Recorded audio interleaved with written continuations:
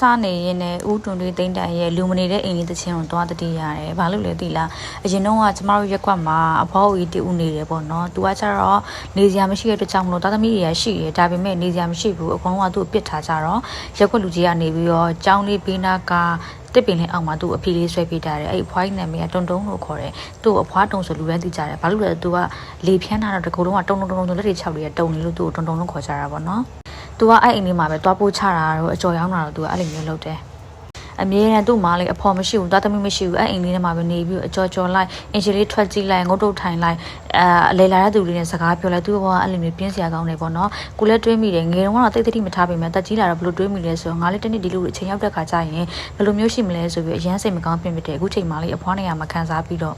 လူတွေကအကုန်လုံးကိုကုသူကန်နဲ့ကိုလာတာအကုသူကန်ကုသူကန်အကုန်လုံးကကိုနောက်ကိုတည်လို့ရှိရင်အကုန်လုံးတည်သွားကြရမှာ